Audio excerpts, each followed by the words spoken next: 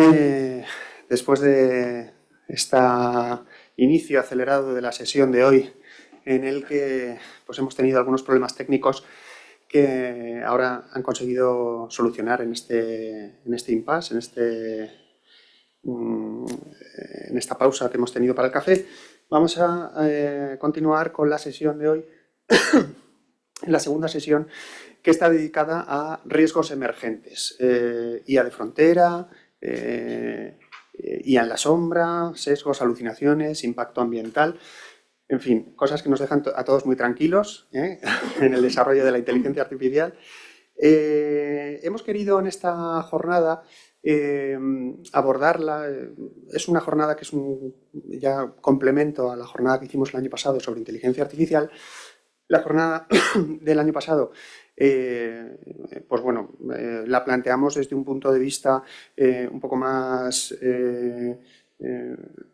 pues bueno, utilitarista, ¿no? O utilitario, desde el punto de vista de, bueno, intentar aprovechar por parte de las bibliotecas, los centros de documentación, los museos y este tipo de organizaciones memorísticas e instituciones memorísticas, pues intentar aprovechar o ver las tendencias que existían, que podíamos aprovechar de la inteligencia artificial en nuestras instituciones.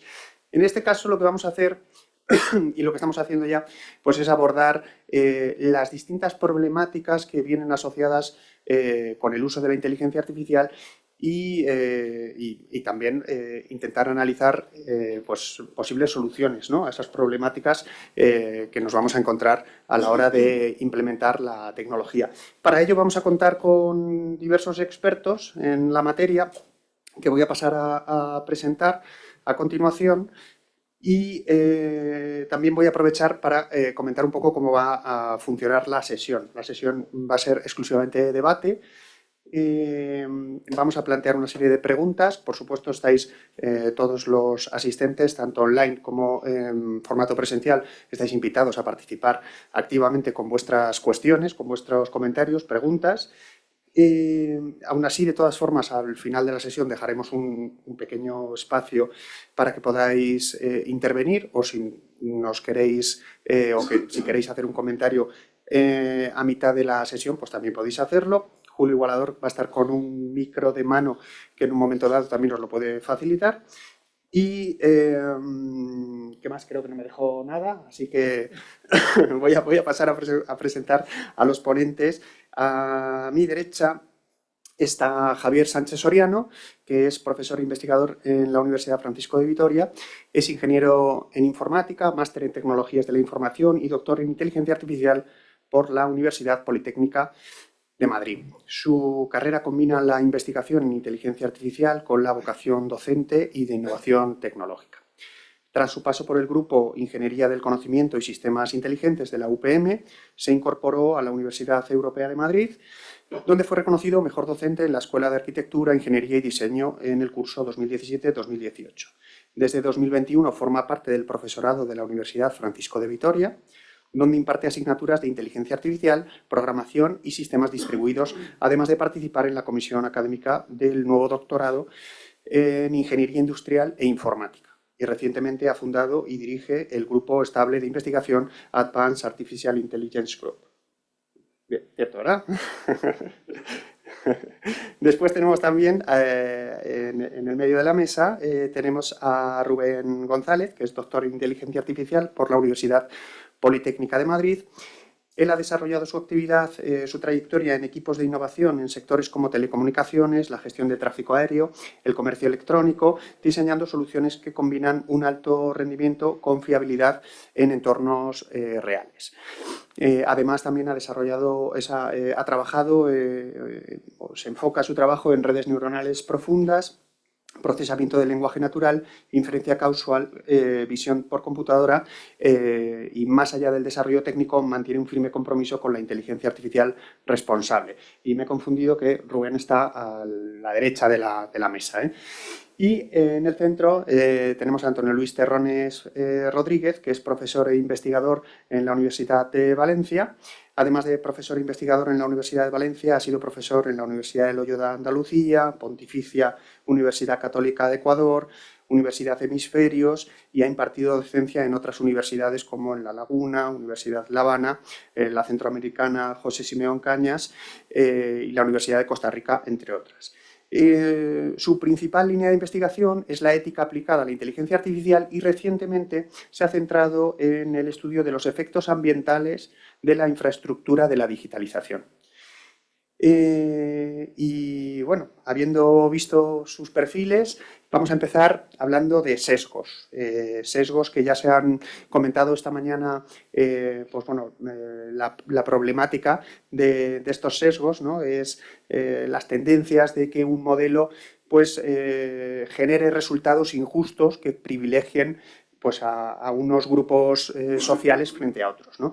Entonces, la primera pregunta para Rubén es ¿a qué nos referimos cuando hablamos de sesgos en el campo de la inteligencia artificial y qué estrategias existen actualmente para mitigar estos sesgos algorítmicos y lograr que los sistemas sean más justos? Buenos días. Muchas gracias por la introducción. Respecto a la pregunta de sesgos, injusticia y mitigación, es una pregunta bastante amplia. Voy a tratar de acotarla y centrarme en casos prácticos que puedan ayudarnos a entender mejor el problema.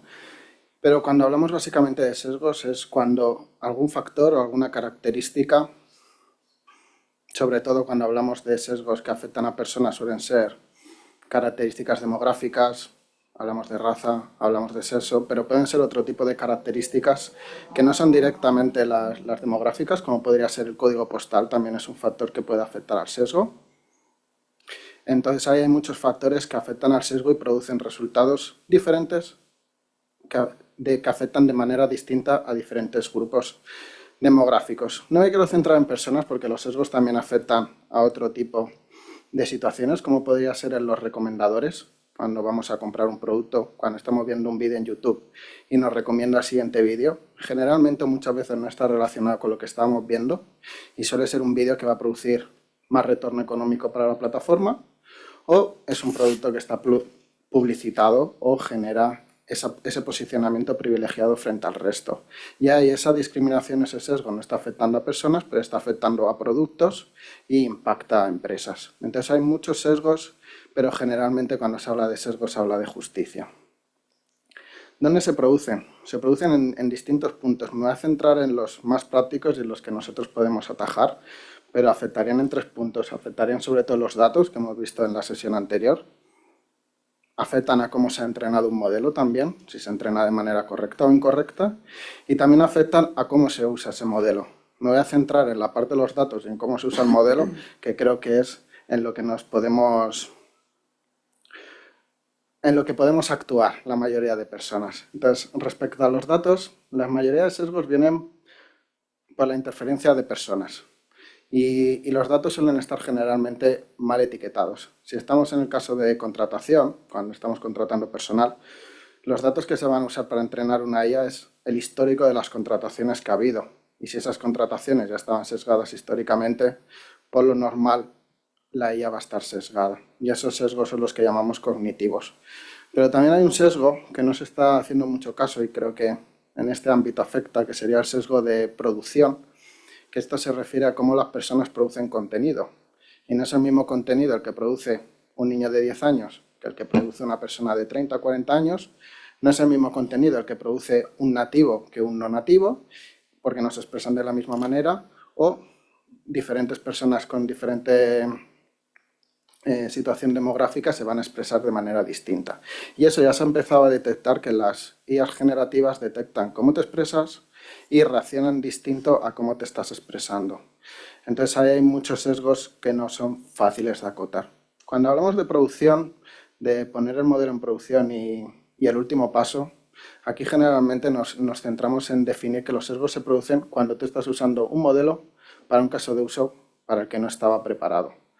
Y se suele hablar de sesgos de despliegue, sesgos de entorno productivo, pero generalmente aquí hay muchos factores que podría ser, imaginad un caso concreto, si hemos entrenado un algoritmo meteorológico para la ciudad de Madrid, generalmente no va a funcionar si ese modelo meteorológico se utiliza en Barcelona, porque las características de ambas ciudades son distintas. Eso quiere decir que el contexto en el que se usa el modelo es distinto. También puede haber un sesgo temporal y generalmente pueden llegar a afectar estos sesgos. Y lo más importante respecto a usar la IA correcta o incorrectamente son los resultados que la IA produce.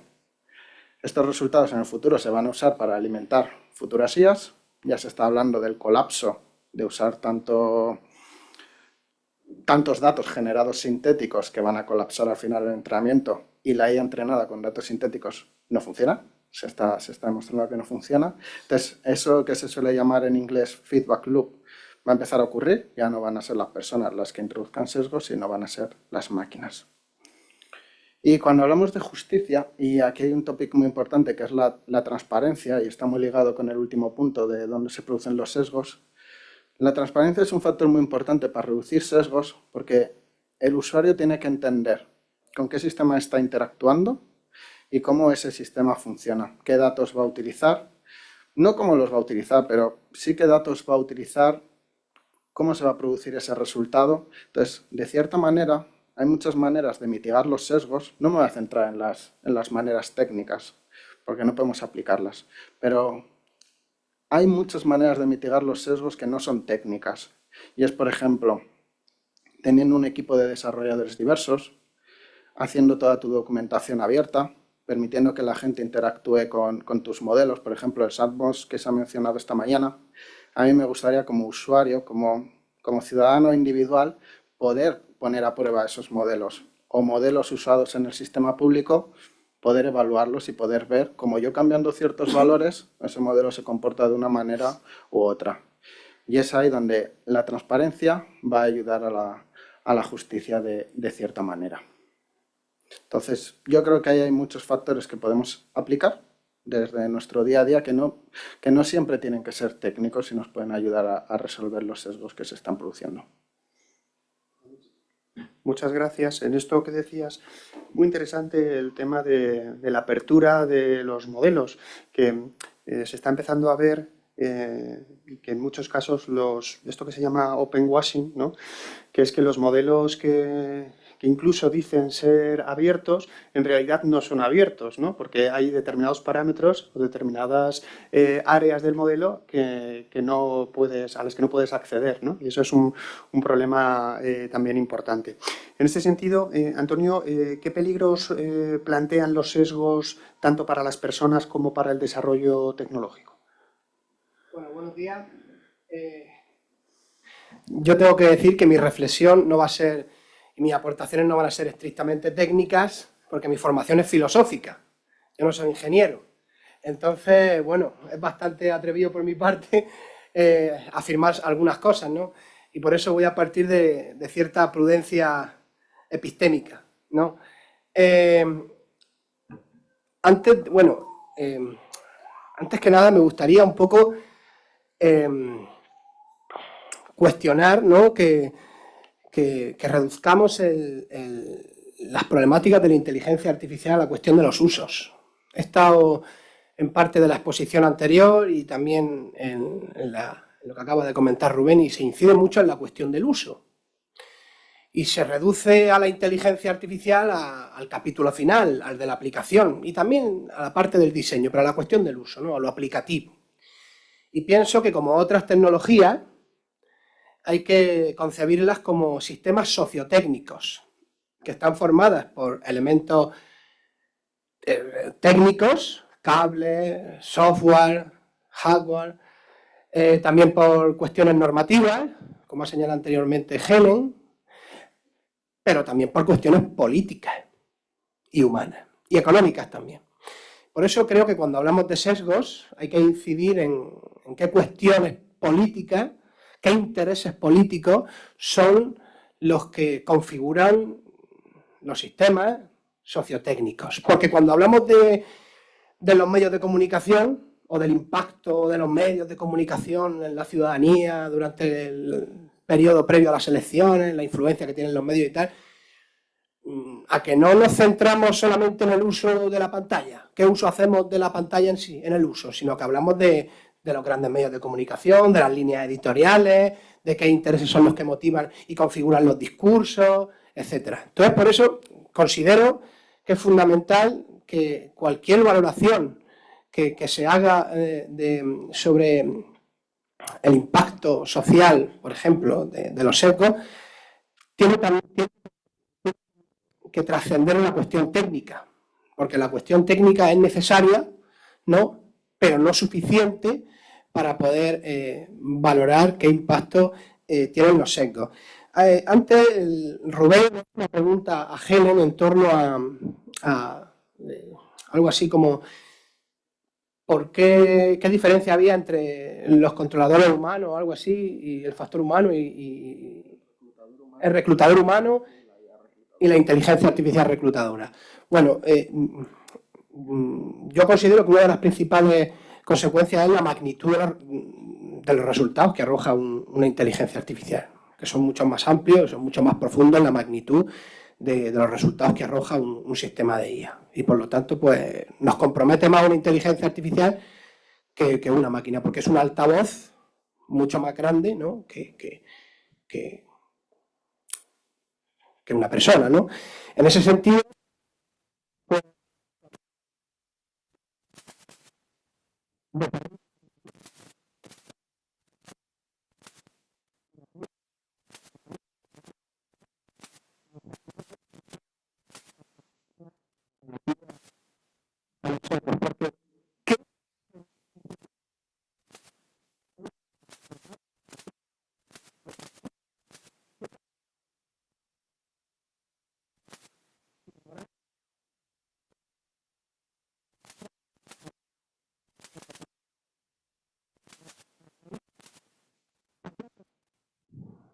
bien lo ha señalado anteriormente Rubén,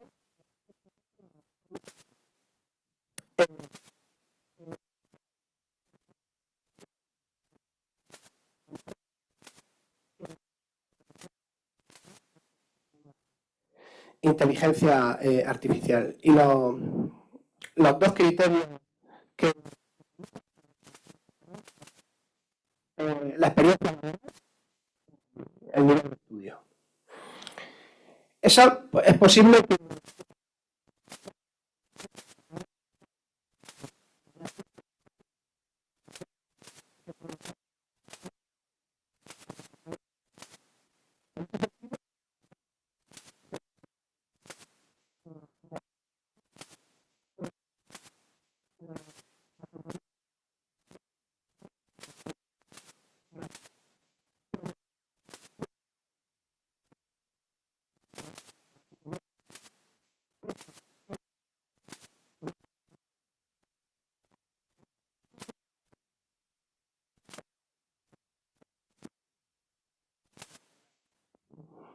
en el ámbito de la selección de personal de recursos humanos, los algoritmos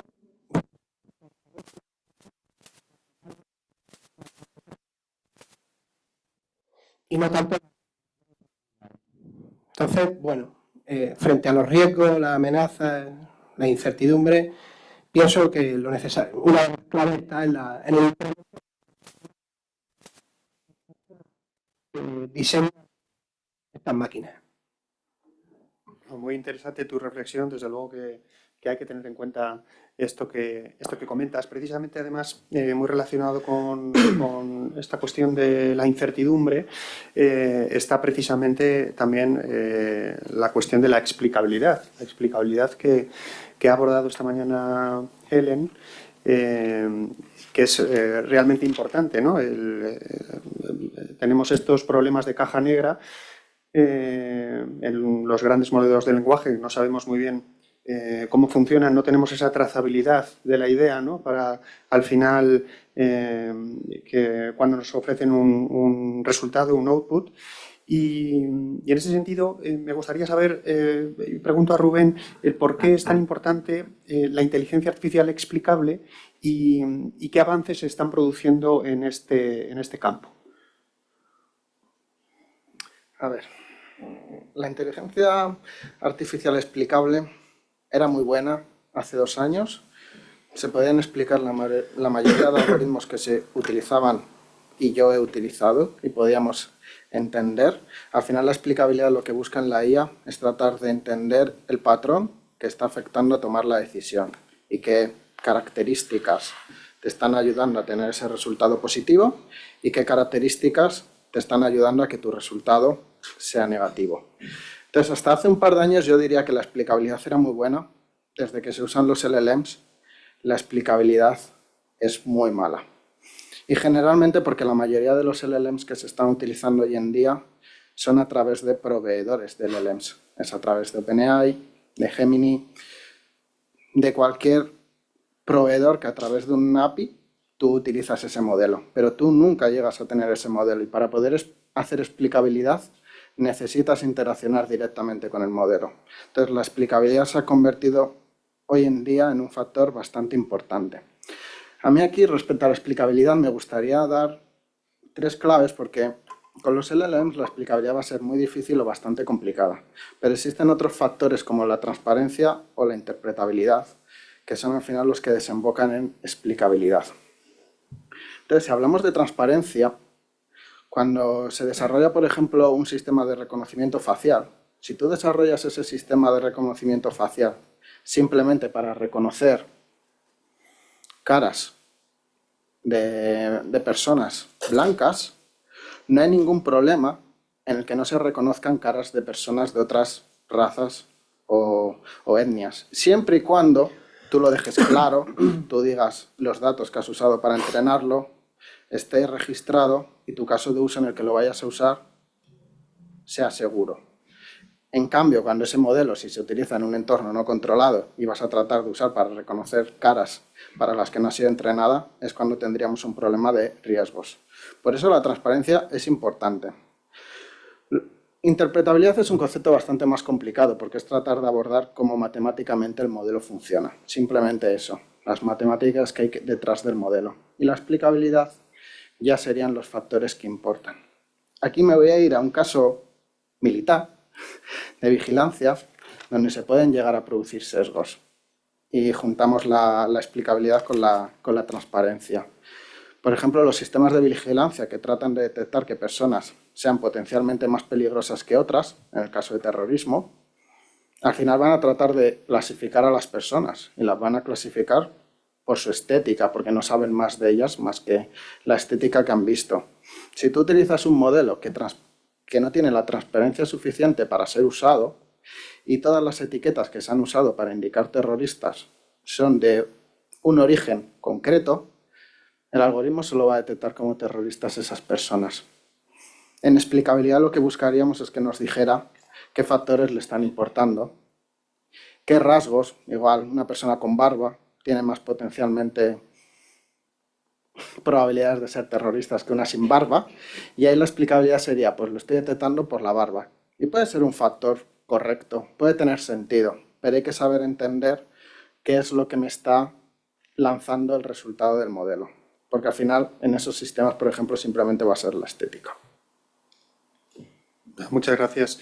De todas formas, ahora mismo creo que donde se está avanzando más, entiendo, en aspectos de explicabilidad es a la hora de, pues bueno, evaluando los modelos a posteriori, ¿no? En base un poco a las respuestas que van ofreciendo, ¿no? Una especie de auditorías. ¿Y creéis que, y con esto ya abro un poco las preguntas también a Javier, que podría llegar en el futuro una inteligencia artificial que fuera confiable por diseño, es decir, que pueda ofrecer esa confianza previa, que no necesitara esas auditorías posteriores? Buenos días a todos. Muchas gracias al SEDEC por la invitación, al comité organizador, científico, colaboradores y patrocinadores. Es un placer estar aquí con vosotros esta mañana. Y siguiendo con el hilo de la explicación de Rubén, que ya ha abordado algunos de estos aspectos un poquito por encima, o con bastante detalle, pues sí, se puede redundar un poco más sobre este asunto. Es verdad lo que dices, Víctor, de que ahora mismo pues, se están auditando a posteriori, ¿no? Se construyen los modelos, se alinean, como explicaban esta mañana nuestros compañeros, efectivamente se ajustan y se evalúan para ver que efectivamente pues, están funcionando según lo correcto.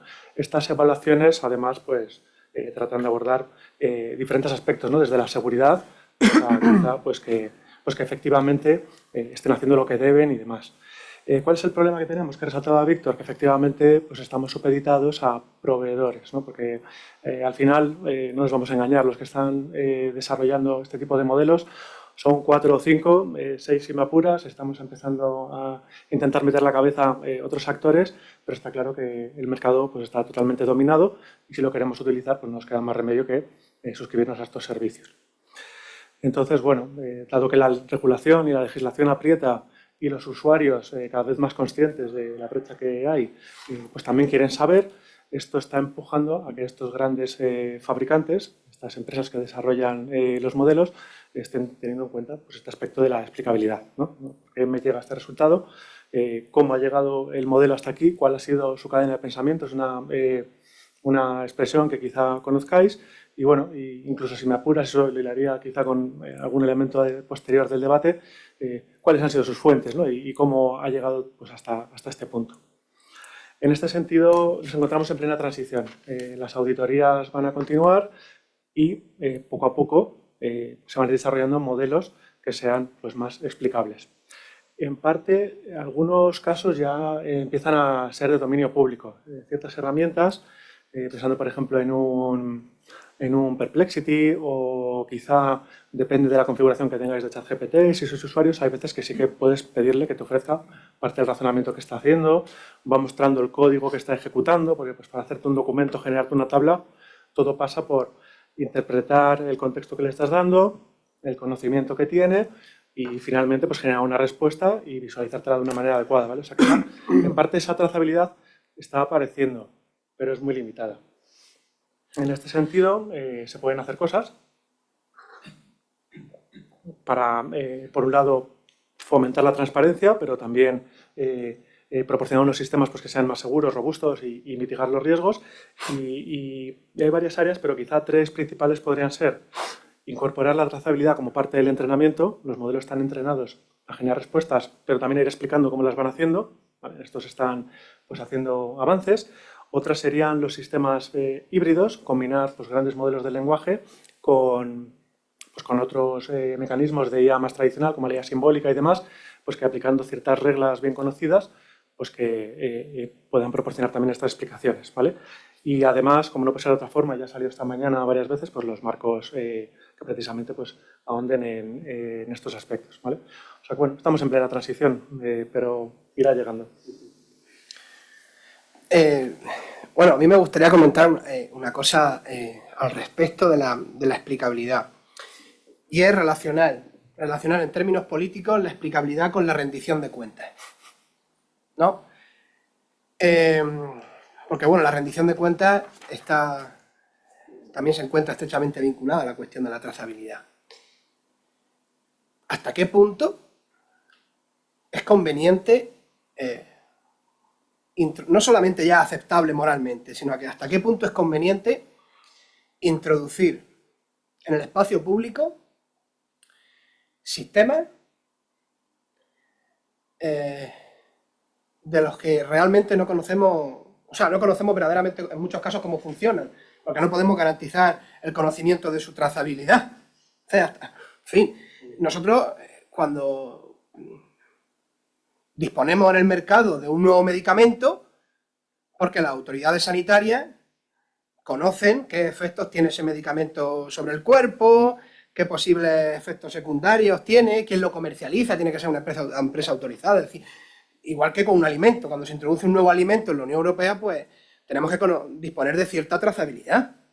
Entonces, si en el ámbito de los medicamentos o de los alimentos nos echaríamos las manos a la cabeza, como en el ámbito de la tecnología no nos echamos las manos a la cabeza cuando están siendo utilizadas inteligencias artificiales de las que desconocemos en algunos casos su funcionamiento y su trazabilidad. Claro, y se puede apelar a la cuestión de la complejidad técnica. Vale, sí, es una cuestión muy compleja en términos técnicos, pero bueno, eso no exime cierta responsabilidad a la hora de preguntarnos de ¿por qué?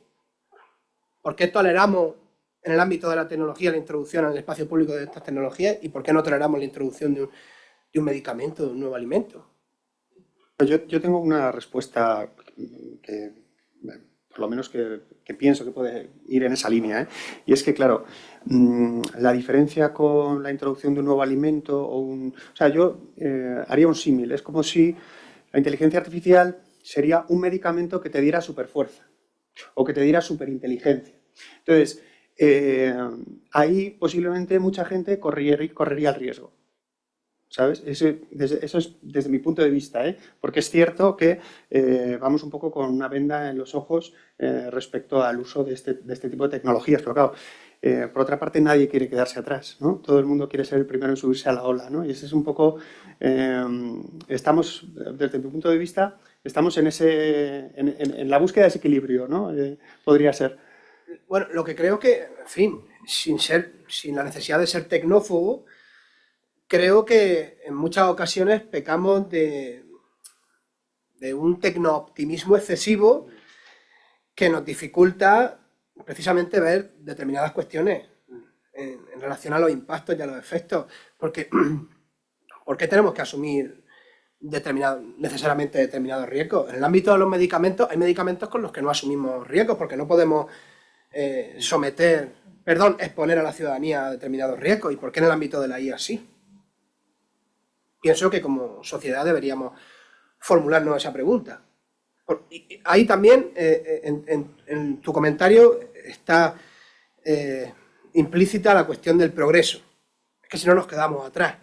Bueno, en fin, no sé hasta qué punto nos quedamos atrás, porque tampoco podemos reducir el verbo innovar a coordenadas estrictamente tecnológicas, porque se puede innovar también desde el sosiego, o desde, no sé, desde la paciencia, o desde el cuidado. Existen muchas formas de innovación que no necesariamente son tecnológicas.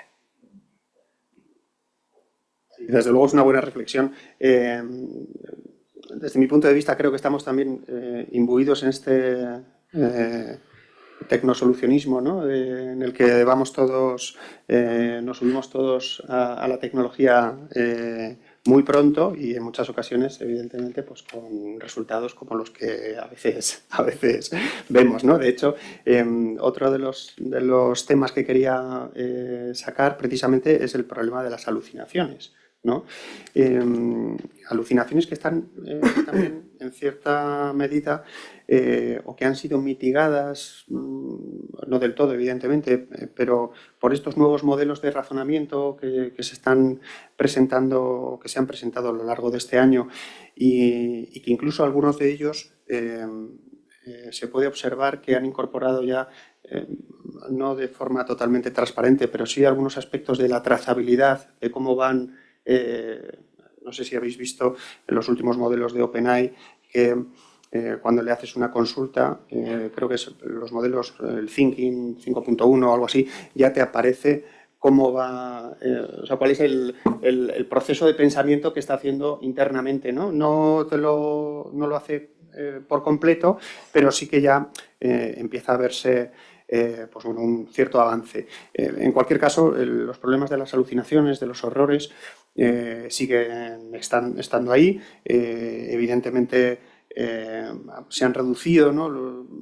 Yo creo que en los últimos benchmark ya se observa una reducción bastante importante, pero siguen existiendo. Y no sé si, Javier, ¿sabes en qué se están trabajando actualmente para reducir o mitigar aún más estos problemas de alucinaciones? La verdad es que es uno de los aspectos más desconcertantes, ¿no? y apasionantes de estos modelos, ¿no? Algunas de las respuestas con las que alguna vez pues, se nos descuelgan, ¿no? Para eso hay que entender efectivamente cómo funcionan. Al final los modelos, grandes modelos de lenguaje están limitados, pues son pura matemática, ¿vale? Matemáticas, estadísticas, probabilidades y con eso es con lo que se mueven. Llevar nuestro mundo, nuestros textos al espacio vectorial y hacer operaciones muy complejas con vectores, ¿no? Triturarlos, procesarlos y en base a eso pues ir sacando o extrayendo información. Entonces es inherente a su funcionamiento. Por definición los modelos alucinan. A partir de ahí pues han ido llegando pues una serie de ajustes. Si alguno no está familiarizado con las alucinaciones, pues son aquellos momentos en los que a lo mejor una información que no recibieron suficientemente completa o en una proporción poco significativa respecto al conjunto de entrenamientos, porque al final siempre salen los datos de entrenamiento, buenos datos de entrenamiento auguran buen funcionamiento en los grandes modelos de lenguaje, pero también en las redes neuronales que se hablaba antes de ellas, redes neuronales profundas, deep learning para procesamiento de imagen, o sea que en todos los campos de la inteligencia artificial al final los datos son fundamentales. Y bueno, la alucinación es el momento en el que tenemos una respuesta que parece viable, parece correcta, pero es irreal, ¿no? De hecho, en las primeras ediciones de estos modelos de amplio uso, supongo que, teniendo en cuenta el ámbito en el que nos movemos, muchos habréis pedido ayuda para hacer un pequeño estado del arte, una revisión de algún tema, con referencias, por supuesto. Yo he hecho un prompt exhaustivo solicitando lo que necesitaba y he recibido una buena lista de referencias con muy buena pinta en revistas que efectivamente existían, pero luego hemos sido incapaces de encontrar. Eso era de origen. Está mejorando, también depende del modelo y de las características del mismo. ¿Vale? Una de la mitigación, básicamente, una de las estrategias de mitigación ha consistido en conectar estos modelos también para que hagan búsquedas en Internet o en fuentes fiables, ¿no? Como pueden ser pues, los repositorios institucionales de las universidades, repositorios de publicación, editoriales, en fin, hay diferentes estrategias en este sentido. Entonces, bueno, se ha ido reduciendo, aunque sigue presente. ¿Cuáles son las medidas que se han ido aplicando? Pues, en primer lugar, desde algo básico como diseñar unos buenos prompts, ¿vale? Que eso hemos visto que podría estar limitado por el modelo, al final podía fallar porque por mucho que yo le solicitase, oye, verifica y devuélveme una fuente que efectivamente exista, con la URL y demás, pues ahí se tiraban. Y hay veces que sí, otras que no, ¿vale? Lo siguiente que se ha ido incorporando, que son medidas para mitigar las alucinaciones, es la supervisión humana. En algunos casos hay empleados que de manera continua están supervisando algunas de las conversaciones y de vez en cuando pues, se verifica lo que está pasando, ¿vale? Esto por parte de las propias compañías. Otra buena estrategia es el utilizar el feedback que dan los usuarios ante una respuesta. Además, te puede consultar por qué te ha gustado o no te ha gustado y utilizarlo para, mediante aprendizaje por refuerzo, llevar a los modelos pues, un poco a donde se pretende. Desde luego, sería muy interesante incorporar medidas, también estoy trabajando en ello, de calificar la incertidumbre. El modelo da una respuesta, pero quizá puede dar una orientación de cómo de seguro está o no, por si sospecha que por el camino se ha podido escapar algo, entonces, bueno, pues delega al usuario la responsabilidad de revisarlo. Siempre es responsabilidad del usuario, pero bueno, ya te está avisando de no estoy seguro del todo. Lo ideal sería que te dijera, mira, esto no lo sé, entonces no puedo entrar. Que también es algo que poco a poco se va incorporando, por suerte, ¿no? Y hemos dejado de ver locuras. Y desde luego lo que parece infalible, que creo que abordaremos un poquito más adelante, pues son los sistemas RAG y la evolución de estos, que además es algo especialmente interesante y aplicable pues, al ámbito en el que se desarrolla esta sesión, ¿no? Elegir una buena documentación sobre la cual trabajar y que además si no la tengo no puedo responder y si respondo puedo citar qué parte de la documentación estoy utilizando y cómo la he utilizado, pues va a ayudar a mitigar las alucinaciones. Estos son algunos de los campos en los que se está empujando. Muchas gracias, Javier. Precisamente el problema de las alucinaciones, pues bueno, lo que provoca es un problema de fiabilidad, ¿no? de los propios modelos, que además en función del entorno en el que los uses, pues pueden ser más o menos críticos, ¿no? Evidentemente, en el ámbito de la medicina o del tráfico aéreo, pues un error de un 0,1% pues es catastrófico, ¿no? Y a lo mejor en otros entornos pues a lo mejor es un error pues incluso similar al humano, ¿no? De hecho, una de las barreras de adopción de la IA es que hay un fenómeno que se denomina aversión al algoritmo, que es cuando las personas, aunque en un mismo rango de error, tienen, digamos, o toleran menos los errores producidos por algoritmos que por personas. No sé si nos podrías hablar algo de esto, Antonio. ¿Que toleran menos los errores que reporta un algoritmo? Que las personas. ¿O que los toleran más?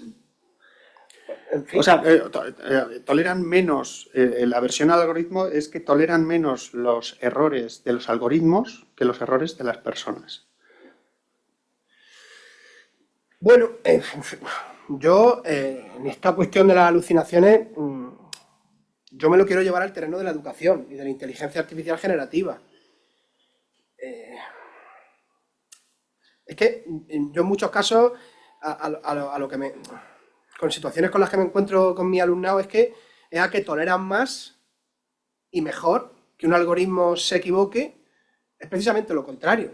Me da la sensación, a que toleran más y mejor que un algoritmo se equivoque, a que una persona se equivoque. Lo digo un poco por darle la vuelta a la tortilla, porque en muchas ocasiones lo que observo es que hay una excesiva complacencia con el resultado que reporta una inteligencia artificial, y esa excesiva complacencia, bueno, lo que ocasiona es que precisamente que no contrasten la información que le ha suministrado una inteligencia artificial generativa con una información veraz. Entonces, en fin, y muchas veces eso, a mí cuando estoy en clase trabajando y comento o afirmo algo, o comento o pregunto algo, corriendo se van a preguntarle a Google cuál es la respuesta, ¿no?, de esa, y ya está. Y da lo mismo la respuesta que arroje Google, que yo, la actitud más extendida que veo por parte de mi alumnado es que, bueno, dan por hecho que la información que suministra la inteligencia artificial, pues que es veraz. Entonces, pienso precisamente lo contrario, que se tolera mejor y más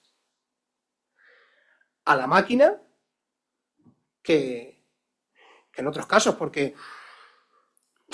Por tu experiencia, ¿crees que en general el uso que se hace de la inteligencia artificial es, digamos, uno es más permisivo con la inteligencia artificial que con... ¿no? Sí, Eso es lo sí, que porque habitualmente la opinión pública, bueno, en la opinión pública está instalada la creencia de que como una inteligencia artificial maneja más datos que una persona, pues se va a aproximar mejor a la realidad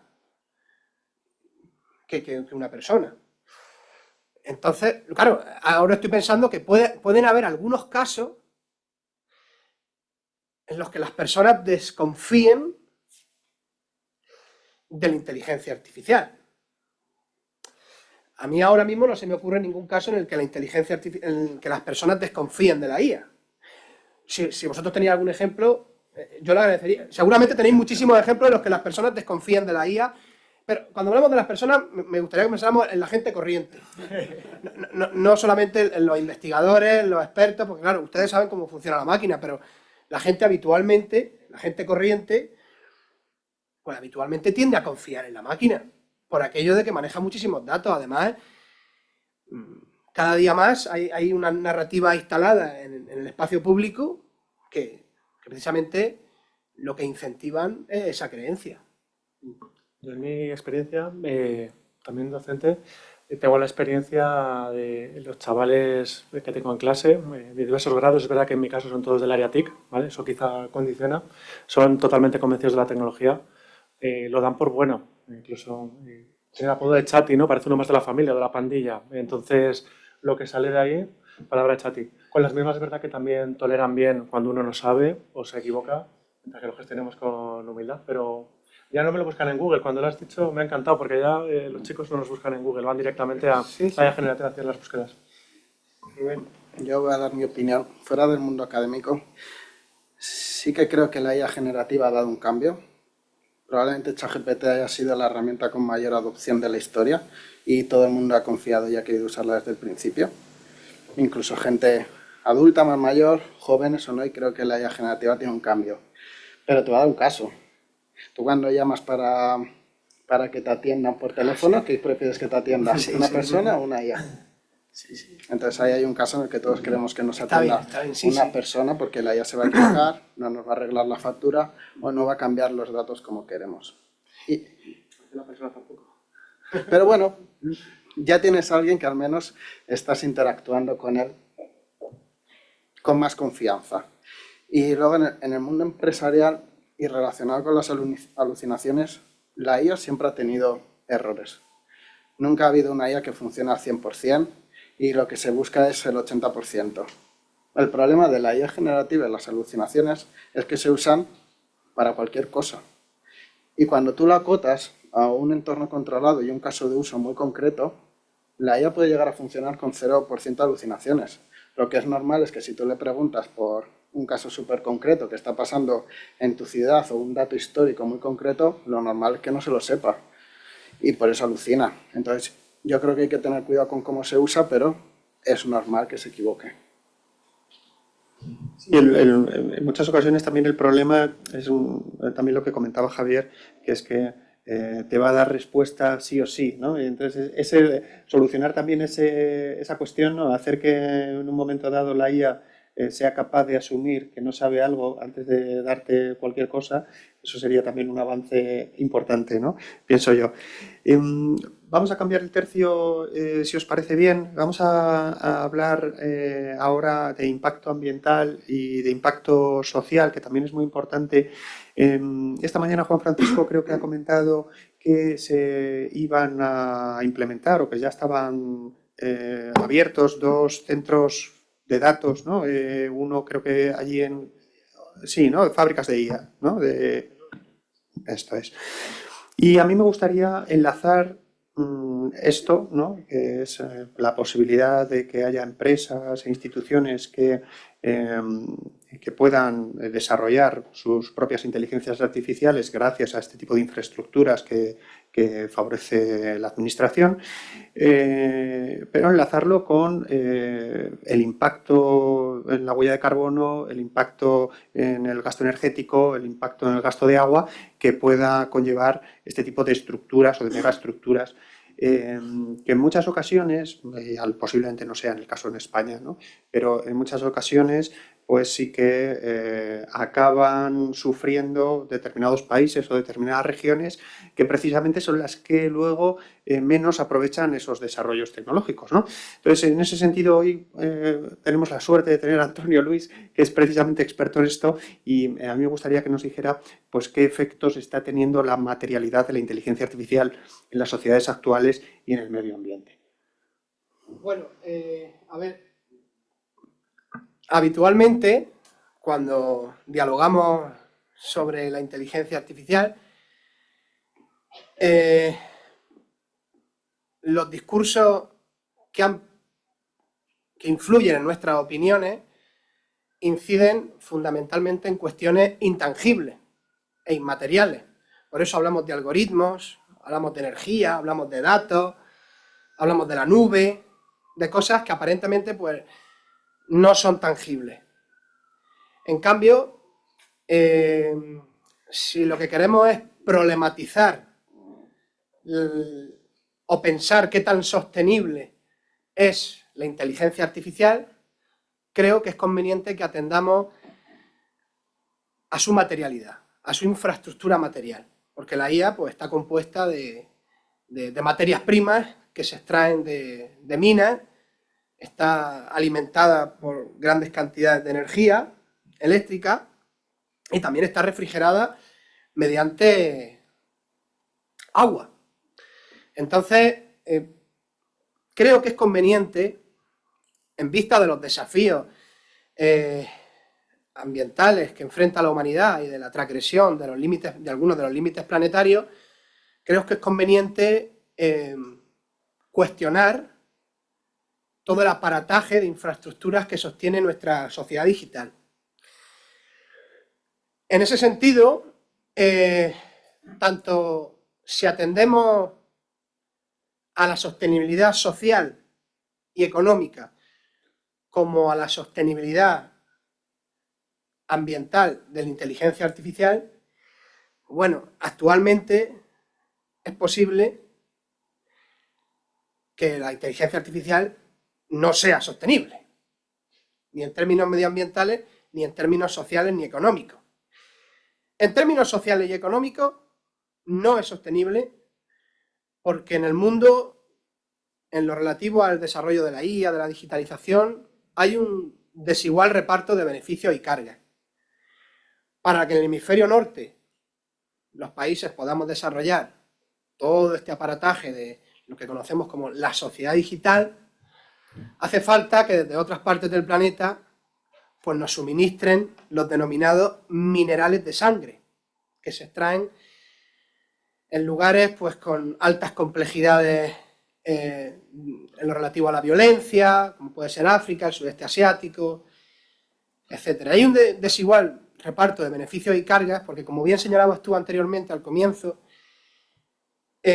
precisamente en esos lugares de donde se extraen las materias primas que hacen falta para el desarrollo de la infraestructura de la IA, no disfrutan en algunos casos, o no disponen, mejor dicho, en algunos casos, ni de una mínima tecnologización de la vida. Estoy pensando, por ejemplo, en la República Democrática del Congo, de donde se extraen algunos de las materias primas, igual que en otros países. El otro día, ayer justamente, creo que fue ayer, hablando con mis alumnos y alumnas en clase, les comentaba, digo, ¿vosotros os imagináis que aquí en Valencia, que producís tanta naranja, se llevaran a otra parte del mundo la naranja? Vosotros sois productores de naranja. Y se llevan la naranja a otra parte del mundo para producir zumo de naranja. Porque no habría zumo de naranja sin la materia prima que se llama naranja. Pero que vosotros no vierais ni por asomo el zumo de naranja. En fin, parece una comparativa un poco ridícula, pero lo mismo ocurre en los países empobrecidos de este mundo. Y es que, si bien cuentan con los minerales y las materias primas estratégicas para la industria tecnológica, no pueden disfrutar de esa tecnología. Y no pueden disfrutar de esa tecnología, y ahora retomo esa cuestión sistémica de la que hablaba anteriormente, porque la inteligencia artificial, al igual que otras tecnologías, como la de los automóviles, etcétera, la de los móviles, etcétera, como todas las tecnologías, se construye sobre la división entre centro y periferia. Entonces, nosotros y nosotras no seríamos el centro si no existieran periferias. Entonces, estamos haciendo un tratamiento injusto de las periferias, en términos sociales y económicos. Y luego ya en términos medioambientales, pensando aquí, por ejemplo, en el caso del Estado español.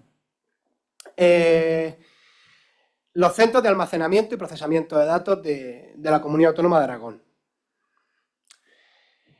En el informe de evaluación de impacto, previo a la construcción de estos centros de datos, se estimaba que estos centros, creo que había 3 centros de Amazon, creo que eran 3 en un comienzo. En los informes de evaluación de impacto, si mal no recuerdo, se estimaba que se iban a consumir aproximadamente 35 millones de litros de agua potable al año. A principios, El País publicó en el que un periodista se entrevistaba con un funcionario del Ayuntamiento de Huesca. Y este funcionario del Ayuntamiento de Huesca informaba al periodista del País que desde la instalación del centro, de uno de los centros de datos en Aragón, en este caso en Huesca, se había incrementado el consumo de agua en 62 millones de litros de agua, por encima de la previsión del informe de evaluación de impacto. Entonces, claro, ahí la trazabilidad está mal.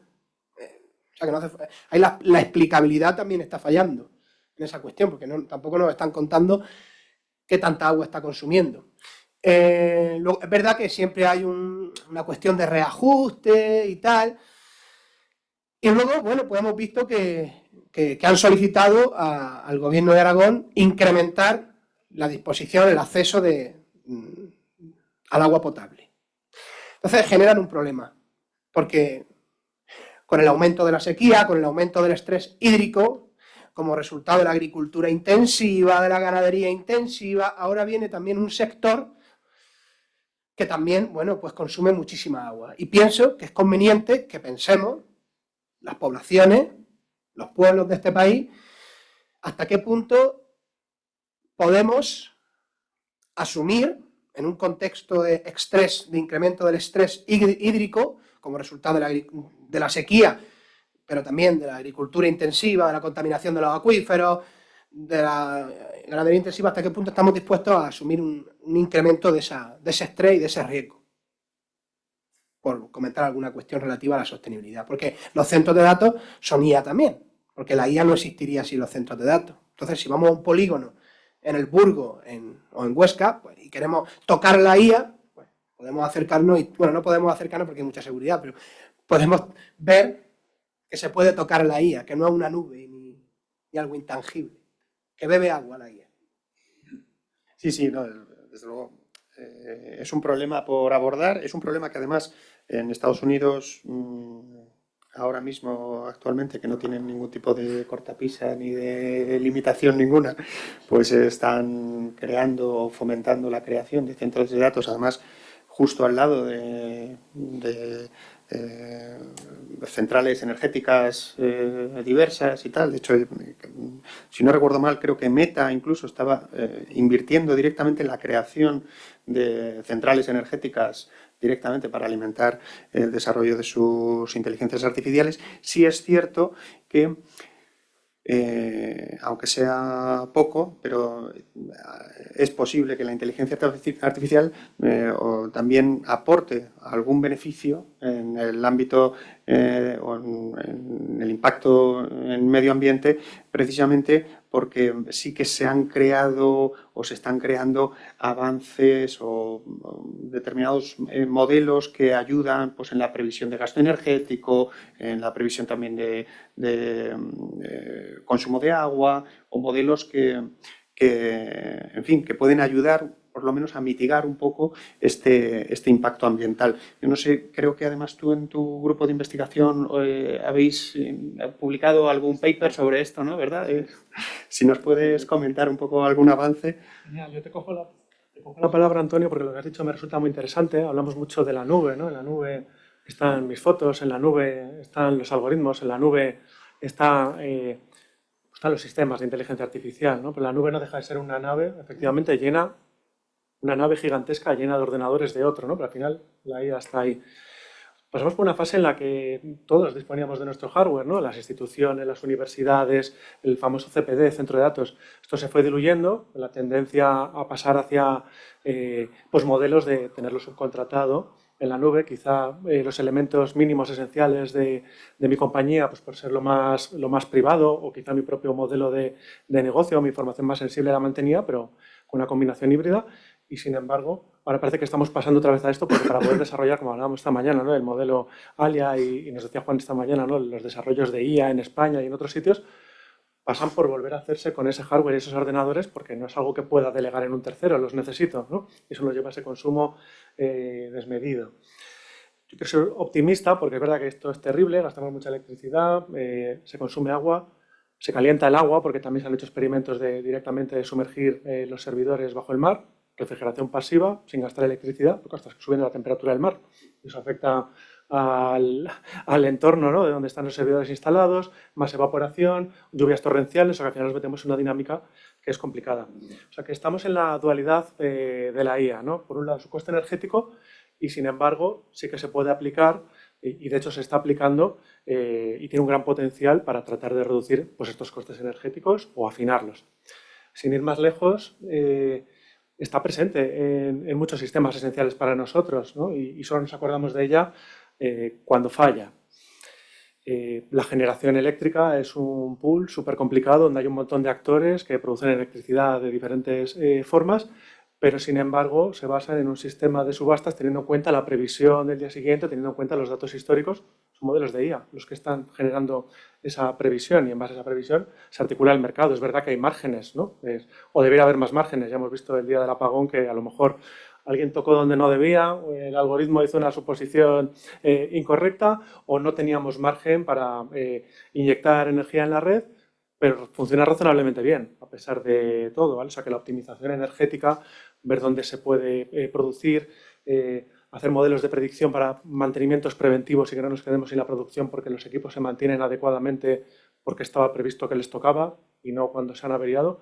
Para esto también se utilizan los modelos de IA. Al final pues redunda pues en el bien de la sociedad y del medio ambiente.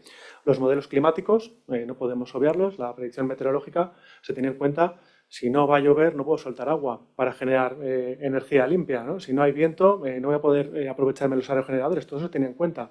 Con lo cual, el medio ambiente está claramente integrado con la funcionalidad de la IA. Esto me recuerda a cuando hice mi tesis. Yo la hice en generación de lenguaje natural, que ahora suena muy bien y suena muy moderno, pero como fue en 2016, lo que hacíamos está años luz de lo que se está haciendo ahora, pero en mi caso era el dominio hidrológico. Generábamos resúmenes de comportamiento hidrológico para entender cómo estaba el clima en España, cómo estaban los embalses, para que los operadores de la red hidráulica pudiesen actuar en casos de situaciones pues, como las que hemos vivido recientemente en Valencia, para laminar avenidas y evitar que esto pasase.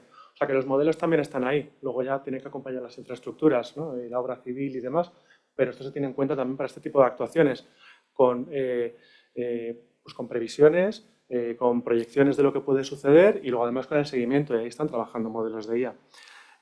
La generación de nuevos o la fabricación de nuevos materiales, ¿no? También pues, evitando pues, tener que extraer minerales caros, costosos o por técnicas que son complejas. Esto también ha supuesto un avance en el desarrollo de medicamentos y de salud. Hemos tenido las vacunas del COVID súper rápido, también es verdad que era una urgencia mundial y había mucha gente con la que poder quizá pues, experimentar y hacer las pruebas rápidamente, pero modelos de IA son los que han ayudado en el desarrollo también pues, de la tecnología genética que hay detrás, o sea que eso tampoco lo podemos olvidar. ¿Ha tenido un alto coste? Sí. ¿Ha salvado muchas vidas? Muchísimas. Y bueno, sin dejar pasar pues quizá la logística, cadenas de suministro. Todos somos consumidores, ¿no? Desde que nacemos hasta que morimos y cada vez lo somos más. Y la logística pues, es un aspecto interesante que hay que contemplar. Al final la reducción de CO2 está ahí. El artículo que mencionaba Víctor, pues hicimos un experimento con un algoritmo genético, es una técnica de IA que ya lleva mucho tiempo con nosotros, no era tan moderno y tan sofisticado como los grandes modelos de lenguaje, pero permitía desarrollar un algoritmo multiobjetivo que intentaba encajar con la menor distancia posible, teniendo en cuenta el estado del tráfico, con lo cual menos emisiones, y además las preferencias de los usuarios, conseguir hacer una entrega en tiempo y no tener que volver otro día, pues bueno, tenía un coste alto computacional, nosotros estimamos en 5 euros por el cálculo de esa ruta diaria, pero sin embargo cada entrega que nos hacía o el vehículo que estaba parado en un atasco eran varios cientos de euros al día, por unidad de reparto, ¿vale? Por furgoneta que sale. Entonces, en este caso compensaba. Y no estamos hablando de un gran modelo de lenguaje, estamos hablando de algo que es un poco más sencillo, tiene unos costes, pero claramente reportan.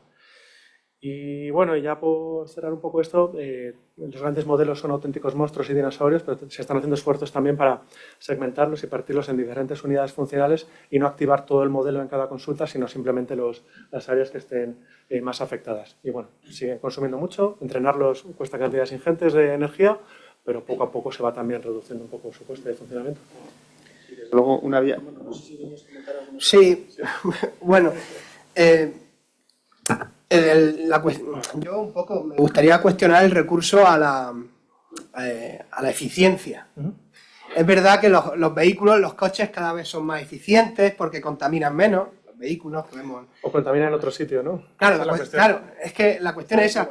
Entonces, los vehículos se han perfeccionado, los automóviles se han perfeccionado, pero como se han incrementado en el mundo, pues entonces la contaminación de la industria, no de los vehículos, porque a lo mejor el vehículo contamina menos, pero la contaminación de la industria, en vista de que se ha incrementado el número de vehículos en el mundo, pues también se ha incrementado la huella de la industria automovilística en los últimos 30 años. Bueno, ha ido increciendo. Entonces, no solamente en los 30 años ha ido increciendo. Pues lo mismo ocurre con la tecnología. Que es verdad que la tecnología reporta importantes beneficios, yo no lo voy a negar, que reporta importantes beneficios, pero creo que, en fin, a la misma vez que reporta importantes beneficios para hacer más eficiente el riego en la finca de Floret, en el campo de Cartagena, porque disponen de poca agua, porque están secando los pozos, en fin. Entonces necesitan contratar una inteligencia artificial para hacer un uso más eficiente del agua. A la misma vez que eso ocurre, hay detrás toda una infraestructura tecnológica que posibilita eso y que va incrementándose. Entonces, es un poco la pescadilla que se muerde la cola. Hacemos el aparatico y la aplicación la hacemos más eficiente, pero eso también hace que se incremente la presencia de ese aparato en el mercado o se incremente el uso. Estoy pensando, por ejemplo, en las aplicaciones de venta por Internet. Las aplicaciones de venta por Internet. No, es que el comercio virtual, el comercio inteligente, proporciona un ahorro de tiempo porque ya no tienes que bajar a la calle, subirte al metro, etcétera, etcétera, y comprar. Pero también estimula un tipo de compras que no son aceptables ni convenientes en términos medioambientales, que es como que cualquier persona aquí pueda comprar ahora mismo una pinza para el pelo o un bolígrafo en Temu, en AliExpress, y eso también pues incremente el tránsito aéreo, el tránsito marítimo, con todo, porque hay que traer muchísimas cositas desde otra parte del mundo y el acceso a esa compra, a ese tipo de compra, lo ha traído la tecnología. Entonces, por un lado, nos suministra el ahorro de tiempo, porque se hace más operativa la compra, más eficiente, más atractiva, pero por otro lado también trae una huella. Entonces, pienso que es conveniente explorar un equilibrio entre, porque no se trata de ser tecnopesimista, tampoco quiero que veáis que soy tecnopesimista, pero tampoco soy tecnófilo. Entonces, creo que el desafío está en buscar un equilibrio entre lo aceptable y lo deseable, porque no todo lo deseable es aceptable. ¿Hasta qué punto? Entonces, creo que tenemos que definir qué criterios de aceptabilidad, porque ahora estamos encandilados por los brillos del deseo, pero no determinados los niveles de aceptabilidad, y pienso que ahí deberíamos, en términos medioambientales. No, desde luego tienes razón que a veces no somos conscientes muchas veces del impacto que hay detrás de todo esto. Voy a abrir otro melón también importante que a mí personalmente sí que me intranquiliza, que es el tema de la inteligencia artificial de frontera, ¿vale? Bueno, quien no sepa o quien no esté acostumbrado a esta terminología, bueno, la inteligencia artificial de frontera lo que define son la punta de lanza de los modelos del lenguaje, ¿vale? Básicamente las innovaciones de los últimos modelos del lenguaje y cómo presenta determinados riesgos porque en cierta medida se desconoce el impacto que puede tener pues, en cuanto a problemas de seguridad, de desalineamiento, de uso malicioso, etcétera, etcétera. De hecho, en Estados Unidos creo que hubo una ley que estuvo a punto de aprobarse, pero que al final no se aprobó en California, que era la SB 1047, que precisamente para estos modelos de inteligencia artificial de frontera lo que decía es que era obligatorio tener un botón de apagado de emergencia. O sea, con eso quiero decir, estamos hablando de que ni las propias tecnológicas son capaces de asegurar que esos modelos con los que están avanzando, con lo que está avanzando la tecnología, son totalmente seguros o van a conseguir siempre mantenerlos bajo control. Entonces, en ese sentido, sí que me gustaría preguntar de nuevo a Javier y luego a Rubén si a día de hoy creéis que son seguros estos modelos de frontera y qué aspectos presentan mayor riesgo. Bueno, seguros, al final, esto ha ido saliendo ya a lo largo de la mañana, ha salido en la primera sesión. Al final depende de cómo los usemos, ¿no? La información que nos están ofreciendo, pues para qué vayamos a utilizar. Eso del botón de la parada de emergencia, pues no sé hasta qué punto es cierto, o porque era fenomenal porque va a salir en todos los periódicos, ¿no? Y en todos los programas de televisión. Es verdad que técnicamente puede ser viable y como al final hay máquinas detrás, si tuviese acceso al control del sistema operativo, pues hay una señal eléctrica que va por detrás y podría pedir que se levantase. Pero bueno, también es algo que es relativamente fácil de mitigar, ¿no? A nivel hardware, con lo cual el propio modelo no tendría por qué hacerlo. O sea que eso, pues bueno, puede ser un poco sensacionalista y como ya tenemos bastante hype, que también se decía antes, pues oye, pues solo falta que nos vayan calentando un poco más. A ver, hay que tener en cuenta que los modelos de frontera, y frontera también fue el primer GPT, ¿no? En su momento, se conciben para algo, inicialmente se concibieron para intentar mantener una conversación que pareciera real, ¿no? Todos hemos oído hablar del test de Turing, oye, esto va a poder engañar a un interlocutor humano que no sabe que detrás está una máquina, pero luego han ido pasando cosas, ¿no? Porque al final se les han proporcionado datos, se les ha proporcionado información y los modelos han sido capaces de aprender cosas que no sabemos cómo las han aprendido ni qué relaciones han establecido. Eso pasaba, lo que hablábamos antes de la caja negra, sucede mucho en visión por computador y otras técnicas. Y resulta que, oye, que no solo me mantenían una conversación, sino que además eran capaces de hacer resúmenes, y lo hacían bien, de traducir. Esto no sé si tendremos tiempo, que vamos ya mal para hablar del empleo, pero bueno, yo conozco gente del sector de la traducción e interpretación pues que ahora se están buscando la vida como buenamente pueden, ¿no? Y muy profesionales, muy capacitados y ahora mismo no tienen dónde colocarse, ¿no? Porque estos chismes pues traducen fenomenal.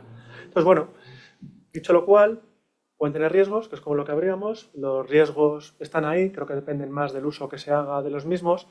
Las compañías, como son conscientes y ahora mismo pues tienen el foco de toda la atención de toda la sociedad y del regulador, están poniendo más esfuerzos que nunca, son más seguros que nunca, aún así podrían descolgarse con alguna situación complicada, ¿no? Entonces, para eso, pues, efectivamente están aplicando pues, todas las medidas o las técnicas de las cuales se dispone para tratar de evitar, ¿no? Pues que esto no sea peligroso y no sea dañino para la seguridad, ¿vale?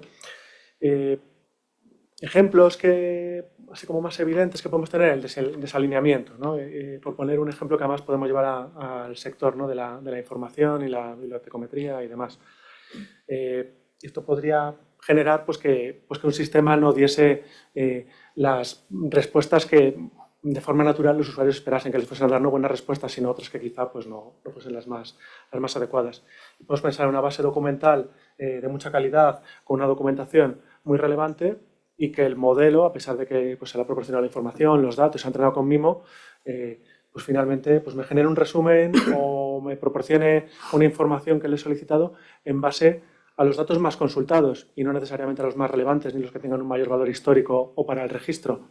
Y eso son cosas que pueden pasar, ¿vale? Porque precisamente avanzan los modelos, se resuelven problemas identificados en versiones previas, se introducen filtros, medidas de seguridad, pero arreglas una cosa y muchas veces pues, se te descontrola otra o aparece una nueva funcionalidad no contemplada. Entonces, bueno, es un poco el riesgo que tenemos ahí. Muy relacionado con la inteligencia, o sea, con la inteligencia artificial de frontera, está la tendencia o el intento de llegar a la inteligencia artificial general, que no sé si sabéis que, bueno, sería una inteligencia artificial que sería capaz de sustituir al humano en cualquier actividad de su vida cotidiana, ¿no? Entonces, ya hay empresas, y bueno, las grandes tecnológicas, ¿no? De OpenAI, pues, y otras, Anthropic, etcétera, pues tienen un poco el objetivo en llegar a esta supuesta inteligencia artificial general, que tampoco sabemos si es un objetivo realista o no. Entonces, me gustaría que Rubén nos comentara pues, hasta qué punto cree que es posible la llegada de esta inteligencia artificial general e incluso hay algunos que se aventuran a decir que van a conseguir llegar a la superinteligencia, que sería superar la inteligencia artificial general. Incluso este concepto también que se ha visto en muchas películas de ciencia ficción, que es el concepto este de... Lo diré, se me ha ido ahora de la... Bueno, sí, la capacidad de la IA de que se entrene o que se mejore a sí misma, ¿no? No sé, la pérdida de control sobre esta inteligencia artificial. No sé cómo lo ves, Rubén. Eso es lo que siempre decían en todas las películas de robots, ¿no? Que un robot no se puede arreglar a sí mismo. Pero bueno, respecto a la AGI, va a dar la respuesta un poco más política o académica y luego la respuesta personal respecto a la AGI. Creo que a la AGI llegaremos, sí o no. Posiblemente dentro de unos años nos digan que hemos llegado, pero no está definida. O sea, definir qué es AGI y cómo se evalúa no está definido. Hace poco salió un artículo que dijo que AGI era comparar un sistema de inteligencia artificial con una persona bien educada. Pero ¿qué es una persona bien educada? A este punto quiero llegar que si la industria no sabe qué es la AGI y no está definida y no se puede evaluar, porque incluso habrá muchas personas que no tengan el nivel que se le está pidiendo a ciertos LLMs actualmente. Para que entendáis cómo se determinan los scorings y cuánto de lejos estamos o cerca de la AGI, se utilizan tests, se utilizan benchmarkings, se utilizan pruebas que están preparadas. Y la última, que sí que era muy buena, se intentaba evaluar diferentes áreas cognitivas. Se intentaba evaluar el área visual, auditivo, se intentaba evaluar la memoria, el conocimiento general, las matemáticas, pero no dejan de ser tests que internamente son públicos, entre comillas, pero tú puedes averiguar cuáles son los tests y las preguntas que se están haciendo, y siempre el modelo que salga va a ser mejor que el anterior. Justo ayer salió Gemini 3, ya están diciendo que es mejor que ChatGPT e incluso Sam Altman ha felicitado a Google. Y he leído respecto a eso y a la AGI un comentario muy interesante que decía: llegaremos a la AGI cuando se deje de generar hype con nuevos modelos. Cuando nosotros no escuchemos que un modelo es mejor que el anterior, es cuando quizás hayamos llegado a la AGI. Yo personalmente creo que en ciertos casos de uso, por ejemplo, desgraciadamente el de traducción o automatización de ciertas tareas muy específicas, ha llegado. Porque está consiguiendo reemplazar a personas que están haciendo un trabajo, quizás no sean lo suficientemente inteligentes en todas las áreas cognitivas, pero hay un problema que están resolviendo y están desplazando a una persona. Entonces, son funcionalmente buenos para hacer esa tarea. Luego, ¿qué va a pasar cuando llegue?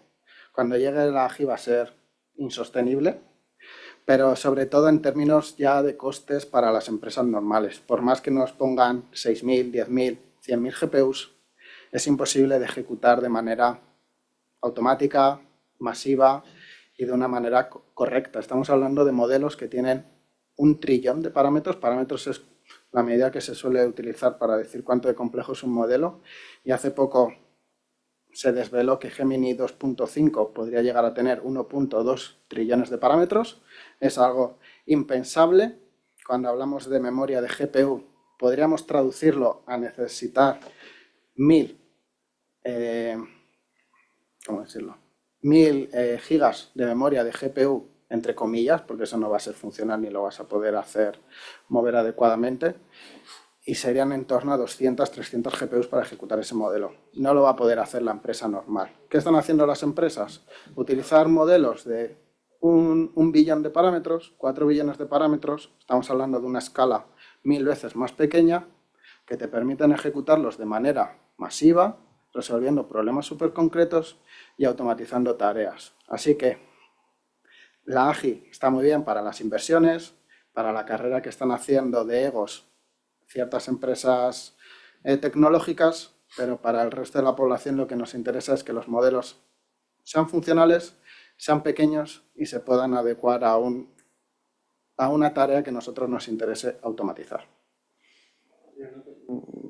Tenía preparada la pregunta para más adelante, pero ahora que has unido, que has hablado de esto de la sustitución, ¿no? de algunos empleos, bueno, yo por mi experiencia, lo que sí que se observa, no tanto una sustitución del empleo como tal, sino de tareas, ¿vale? Entonces, aquellos que estén, que su porcentaje de tareas que realizan habitualmente estén más expuestas, pues tendrán más posibilidades de ser sustituidos por la IA, ¿no? E incluso antes comentábamos también tomando un café que también otro de los problemas añadidos es que no es tanto la sustitución como la mejora del desempeño. Es decir, si tienes una empresa que tiene 100 trabajadores y todos ellos van a ser mucho más productivos utilizando la IA, pues a lo mejor no necesitas 100 trabajadores, ¿no? Entonces, eso multiplicado por todas las empresas, por todas las instituciones, es quizá uno de los problemas que además a mí hay un término que me gusta mucho, que no es mío, que es esto de tecnoestrés, que es estar todo el rato pendiente de este cambio tecnológico que te pasa por encima, ¿no? Y que te obliga pues, a estar todo el día pues, formándote, todo el día al día de las últimas tecnologías simplemente para que no te pase por encima, ¿no? Entonces, no sé cómo veis vosotros la perspectiva de esta irrupción de la IA en el ámbito laboral. Yo ahí creo que deberíamos pensar hasta qué punto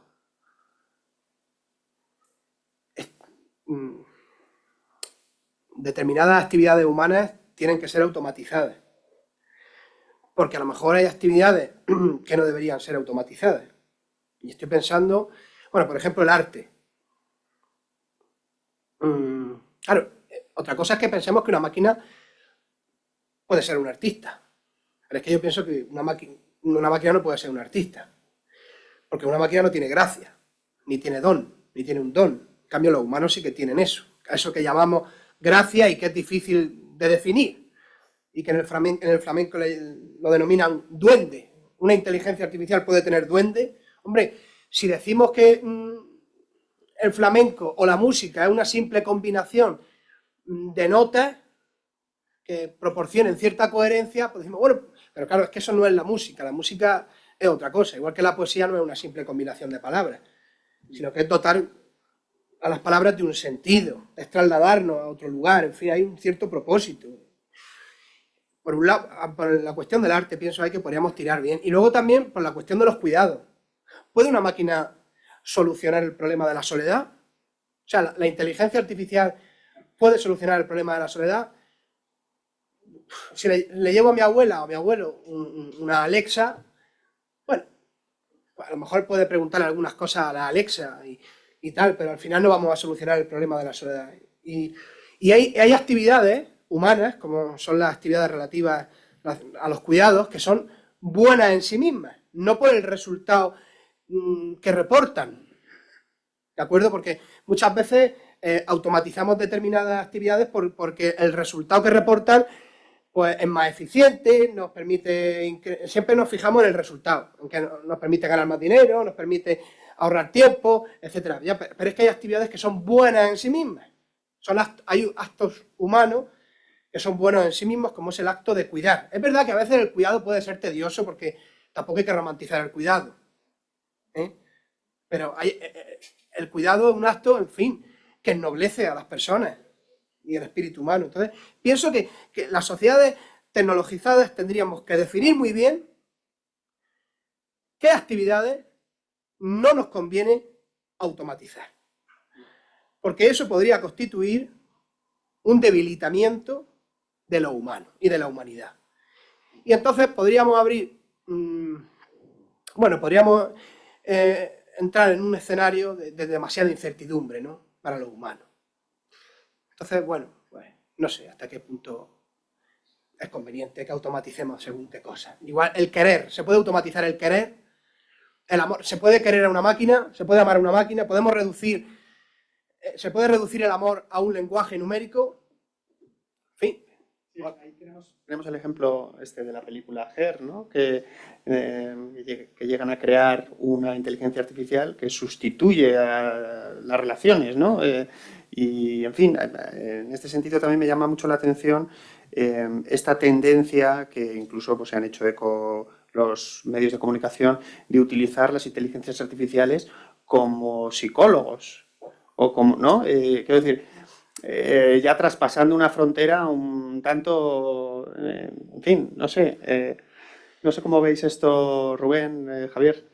Sí, voy a interrumpir yo, pero probablemente de la gente que estemos aquí, muchos hayamos preguntado cuestiones personales a ChatGPT, y si no lo habéis hecho vosotros, hay mucha gente que lo hace y antes de irse a la cama le consulta, cuando tiene estrés o alguna inquietud le consulta. Hace un tiempo tuve la suerte de poder auditar un sistema que trataba de ayudar a personas, sobre todo en relaciones amorosas no normales, vamos a dejarlo ahí, no normales, y trataba de ayudar a mujeres. Y es verdad que no son buenos, no pueden reemplazar a las personas en eso, pero la gente, porque me toca auditarlo, ver qué tipo de conversaciones había, si la máquina estaba siendo tóxica o le estaba tratando a las personas con cuidado, y te sorprenderías de la confianza que tiene la gente de hablar con una máquina que no la tiene al hablar con una persona. Y eso está irrumpiendo y yo no creo que no se puedan reemplazar, pero creo que pueden ayudar, por ejemplo, en la psicología, a tener más información de los pacientes y a ayudarles, porque esta aplicación luego trataba de conectar con un psicólogo y recomendarte.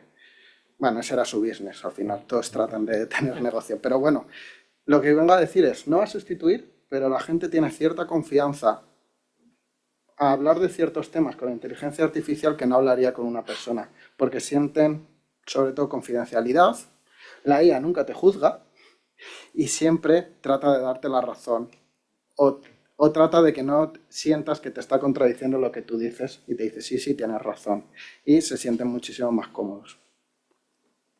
Me las quita de la boca, Rubén, por añadir algo que hablábamos antes de parches y de arreglos superpuestos a los modelos, ¿no? Para mitigar algunas de sus deficiencias. Esto se ha identificado, es un caso recurrente las consultas psicológicas de personas que están en una situación crítica y quizá irreversible, y algunas compañías en ese flujo de operadores que tienen supervisando el desempeño pues normal del modelo.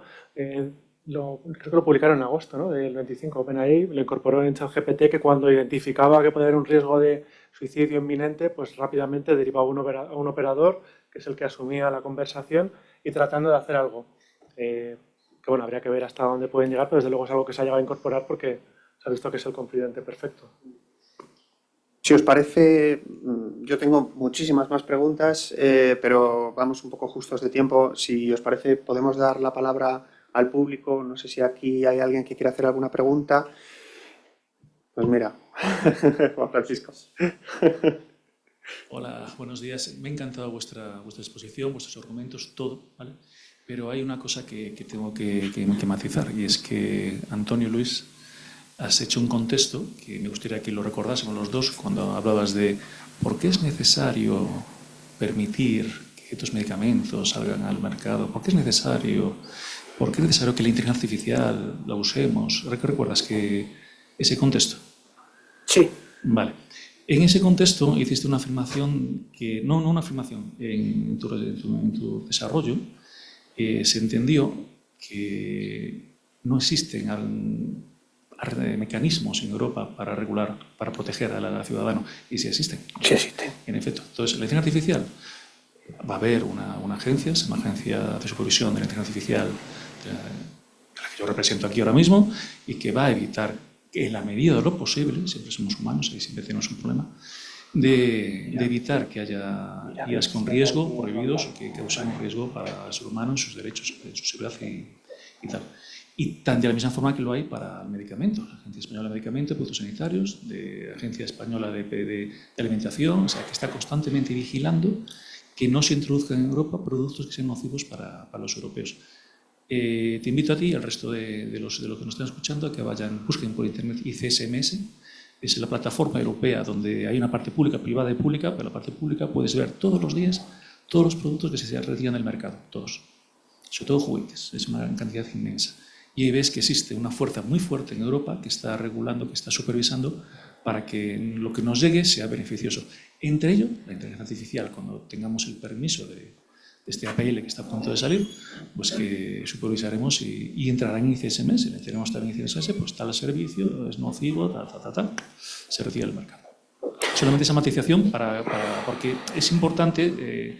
Yo vengo aquí también como representación de la ESE para que sepa lo que hacemos, que sepa la ciudadanía que existimos y que hacemos, que es positivo, las razones. También necesito que ese mensaje vaya y que se distribuya. Entonces, o también entre vuestros alumnos le digáis, a ver, aquí la policía de la IA que nos va a ayudar a evitar todo este tipo de problemas. Solamente eso.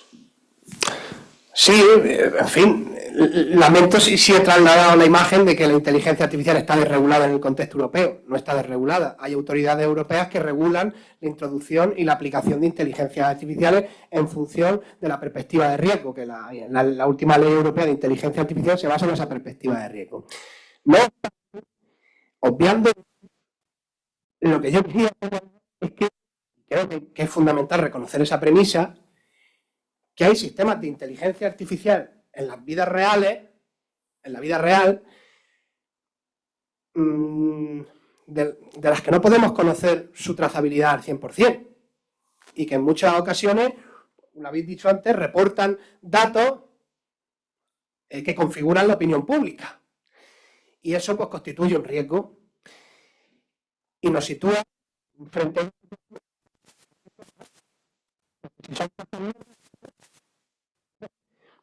tenemos las cajas negras, porque no podemos conocer al 100% cómo funciona una caja negra. En cambio, sí que podemos conocer casi al 100%, porque siempre hay un porcentaje, un margen de error en los medicamentos, uno de cada no sé cuántos millones, o ciertos casos, sí que hay pero en fin, con las inteligencias artificiales, otra cosa es que digamos que hay que asumir cierto nivel de riesgo. ¿Qué riesgo? Hay niveles de riesgo, usted sabe mejor que yo, en la ley europea hay una escala de riesgo. Otra cosa es que, bueno, nos curemos como decía esta mañana Helen, y decía, bueno, nos podemos curar con los alimentos porque a alguien le puede aparecer una intolerancia de repente a un alimento. En fin, pero creo que es conveniente que reconozcamos eso, porque son cajas negras y que la trazabilidad pues no siempre está garantizada. A eso me quería yo referir, pero a que está desregulada no. A mí me había pasado lo mismo que al compañero de antes, que me había suscitado la misma expresión, nada más que yo sí lo veo desde el comprendiéndolo desde otro punto de vista. Creo que Antonio, lo que estaba viendo era el marco personal.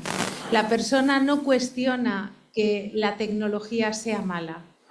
Digo el ciudadano en general. La tecnología es asumida como un bien de innovación, como un bien de puntero, de lanza, de innovación. En cambio, yo pienso que lo que hace el contexto europeo es, por decirlo de alguna manera, curar lo que ya se hace mal, o penar, o sí, curar sería la palabra. No hace unas políticas preventivas de lo que serían, de cómo la tecnología puede afectar. Pero eso también es consecuencia de la sociedad en la que estamos, que queremos unas respuestas muy inmediatas. Entonces, ¿qué es lo que pasa? Toda la respuesta física es mucho más visible que una respuesta psicológica, por ejemplo. Entonces, ese uso que hemos estado diciendo se puede ver desde un marco institucional o desde un marco personal. Entonces, desde el marco personal es como yo lo he interpretado, es decir, yo creo que no somos críticos frente a la tecnología. Y desde el marco institucional sí, la Unión Europea sí tiene patrones para regular ese uso.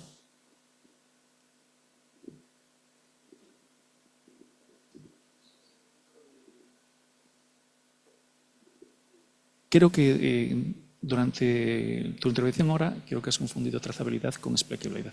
Trazabilidad con explicabilidad.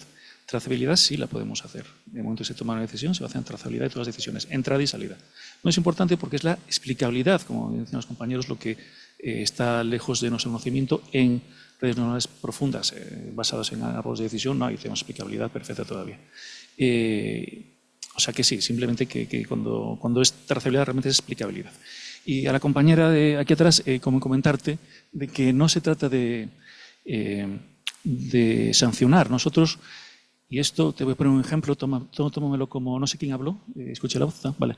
No, es una analogía, ¿vale? No vamos a estar con el radar en la autopista y cuando pasas a 121 te queda una multa.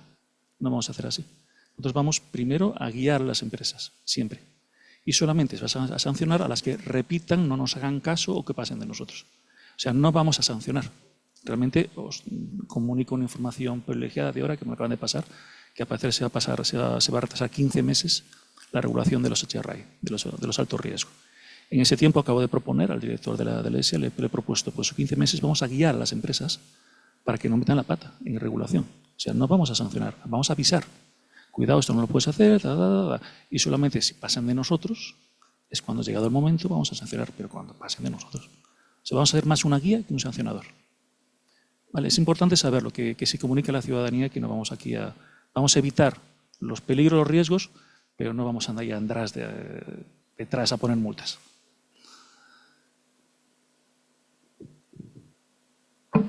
A mí me gustaría añadir una cosa, para dar también un poco más de contexto a la incertidumbre y a los riesgos que hay. Pongamos, hace unos meses cuando salió DeepSeek, era accesible para todas las personas y todas las personas podían preguntar. Y la opinión de DeepSeek estaba sesgada hacia el gobierno chino. Hay estudios de las últimas elecciones en Estados Unidos, dependiendo de dónde preguntabas o cómo te interesaba votar o lo que sabía de ti el modelo, te recomendaba cosas que eran correctas o no y podía haber guiado las elecciones.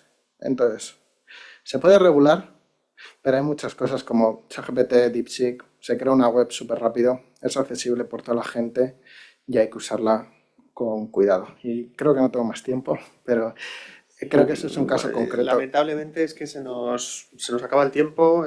Aún así hemos alargado bastante la sesión. Nos quedan muchas preguntas en el tintero. Yo personalmente tengo la mitad de las preguntas que tenía preparadas, las tengo por responder, que espero que podamos responderlas en el futuro.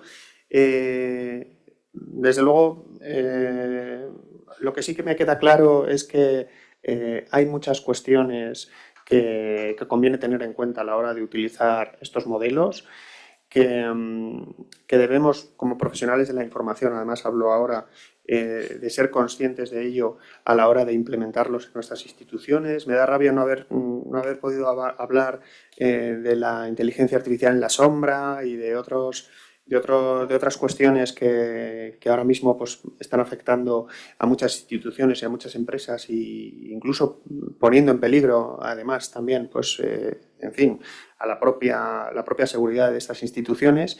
Espero que podamos hacerlo en el futuro. Me quedo también con, bueno, yo estoy de acuerdo en que hay determinadas cuestiones que la IA no va a ser capaz de sustituir. Espero que nunca tengamos un modelo que se denomine Duende AI ni nada de eso.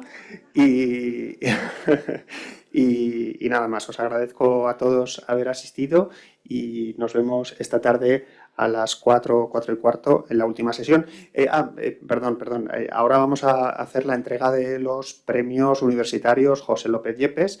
Así que además tenemos aquí a su hermano Alfonso López Yepes, que va a encargarse de leer el acta, y a Carmen Morales, que va a venir también a entregar los premios de parte de la Junta Directiva de SEDIC. Muchas gracias.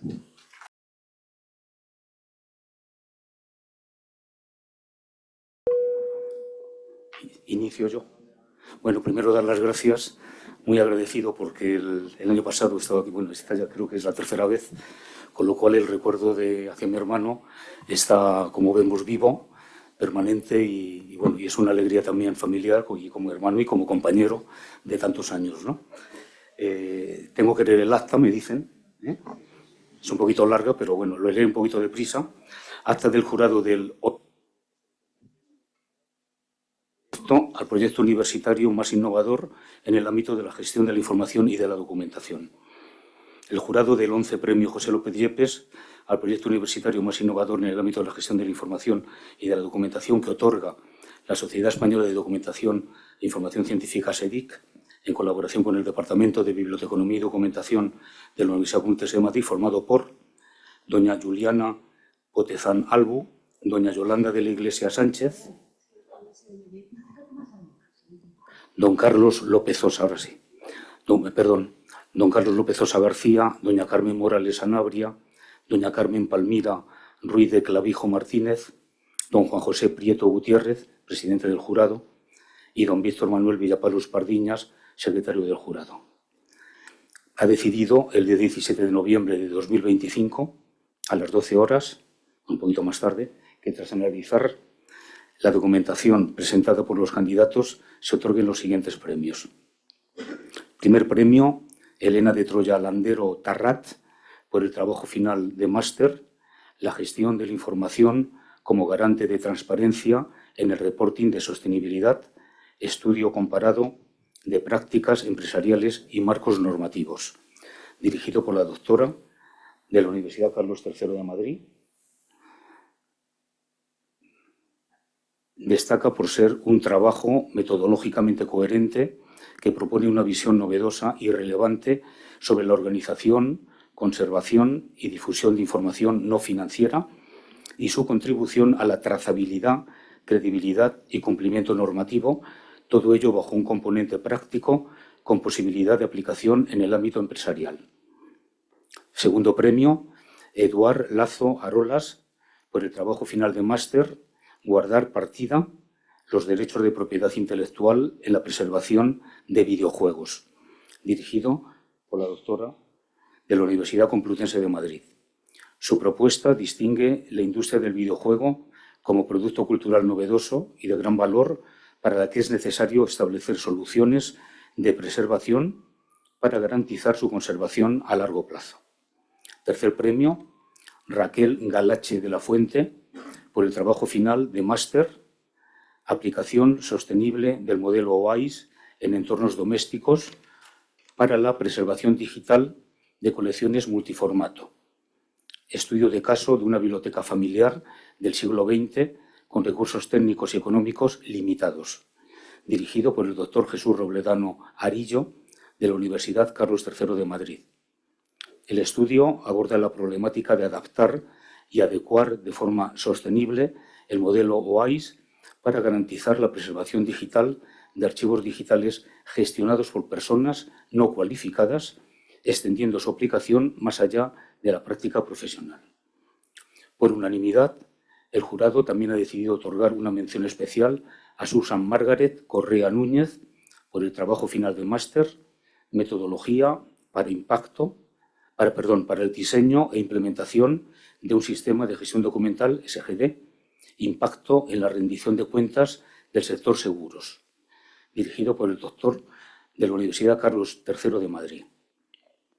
El acto de entrega tendrá lugar durante la 12 jornada Actualízate, programada para el próximo 19 de noviembre de 2025 a las 15 horas aproximadamente en la sala de conferencias de la Facultad de Ciencias de la Documentación de la Universidad Complutense de Madrid. Madrid, 17 de noviembre de 2025. Don Víctor Manuel Villapalos Pardiña, secretario del jurado, y don Juan José Prieto Gutiérrez, presidente del jurado.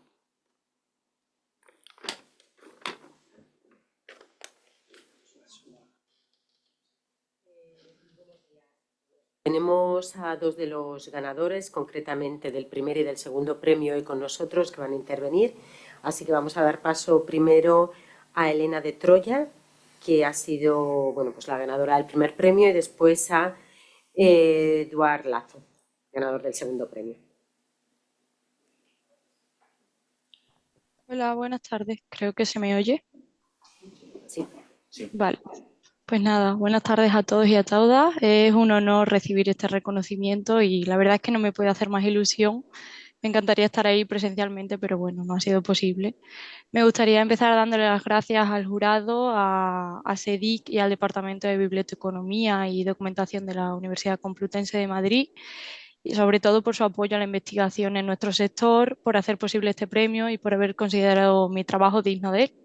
Enhorabuena sin duda igualmente al resto de premiados por sus trabajos y por este reconocimiento tan merecido.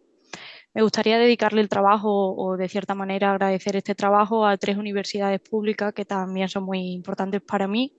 La primera es la Pablo de Olavide de Sevilla, donde estudié mi grado en traducción y donde gracias a los docentes que allí tuve descubrí la pasión y que era para mí investigar, porque ellos sembraron en mí el espíritu crítico, la curiosidad y las ganas infinitas de aprender.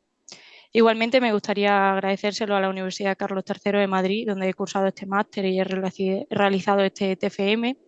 Y he disfrutado, gracias a mis compañeros y a mis docentes, aunque fuesen la distancia, de una experiencia académica increíble. E igualmente, para acabar, quisiera darle las gracias a la Universidad de París-Créteil, París 12, donde actualmente trabajo como documentalista y donde todos los días se me anima a seguir formándome y creciendo. La verdad es que Francia para mí, y creo que el extranjero para muchas personas de mi edad, significa una oportunidad de desarrollo y aprendizaje, y nada me gustaría más que algún día España también lo fuese y muchas personas no nos viésemos obligados a emigrar. Igualmente no me quiero olvidar de mi tutor, Ricardo Eito Brun, que me ha acompañado y me ha ofrecido los mejores consejos durante la realización de mi TFM. Y bueno, ya acabo, y a título personal me gustaría darle las gracias a mis padres, que siempre me han ayudado y me han enseñado a luchar por mis sueños y por las cosas que quería, y a mis amigas, que para mí son mi mayor red de apoyo y la brújula que me guía en todo lo que me propongo. Creo que mi trabajo se centra en la gestión de la documentación como un agente clave para garantizar la responsabilidad corporativa en materia de sostenibilidad, o al menos eso intento presentar en él. Y aunque es una pequeña contribución, creo que diminuta y seguramente no cambie mucho, considero esencial subrayar la importancia de investigar en este dominio. Y creo que cada acto, por pequeño que sea, nos ayuda a concienciar sobre la necesidad de construir una sociedad más responsable y respetuosa con el planeta. Y por eso creo que mi mayor agradecimiento, y a quien más me gustaría dedicarle este premio, es a la comunidad investigadora, a los investigadores que día a día dedican su trabajo pues, a luchar porque todos podamos vivir en un mundo mejor donde se prime el bienestar por encima de los intereses económicos. Muchísimas gracias a todos.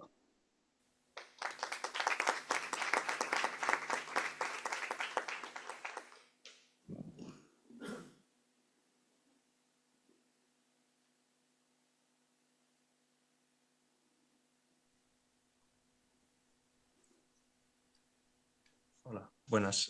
¿Entro yo ahora ya? De acuerdo.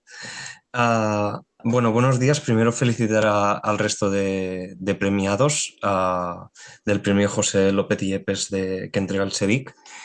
Bueno, mi trabajo es guardar la partida a los derechos de propiedad intelectual en la preservación de videojuegos. Haré una brevísima referencia al contenido y daré agradecimientos. Aún con mi formación como historiador y trabajo como archivero, decidí dedicar a mi TFM a los videojuegos y al derecho de propiedad intelectual por el interés que estos me suscitan. Yo ahora mismo no me dedico a la investigación. Bueno, mi pasión por los videojuegos y el imaginario que representan viene ya desde mi infancia, donde ya si bien jugué muchos juegos que se estaban publicando en ese momento, también jugué a muchos juegos que en ese momento no estaban fuera del circuito comercial y que llegaban a mis manos en forma de CDs regrabables con una anotación con retulador, que aun con su dudable legalidad de esas copias, me permitió conocer muchos juegos que de otra manera nunca habían llegado a mí por la obsolescencia del hardware, sobre todo.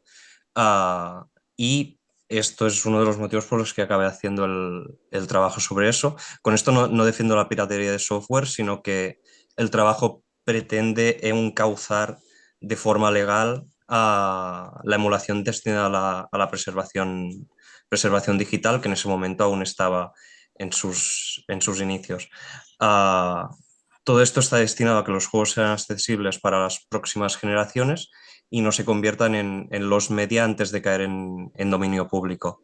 El trabajo es más bien un primer paso de estado de la cuestión, tanto a nivel académico como de práctica, donde reseño particularmente el trabajo que en este sentido está haciendo desde la Biblioteca Nacional de España. Y nada, quiero dar mi agradecimiento al jurado y al SEDIC por considerar el trabajo digno del premio. Este reconocimiento me motiva a seguir en esta línea de investigación con ganas de emplear los resultados y profundizar en aspectos como los entornos de emulación y las experiencias en otras bibliotecas europeas. Y por último, me gustaría agradecerle también su trabajo a Luis Fernando Ramos Simón por el trabajo como tutor y su acompañamiento durante toda la realización del trabajo, y al equipo docente en general del máster en gestión de la documentación, bibliotecas y archivos de la Universidad Complutense por su trabajo durante mi paso por el máster. Nada más, muchas gracias.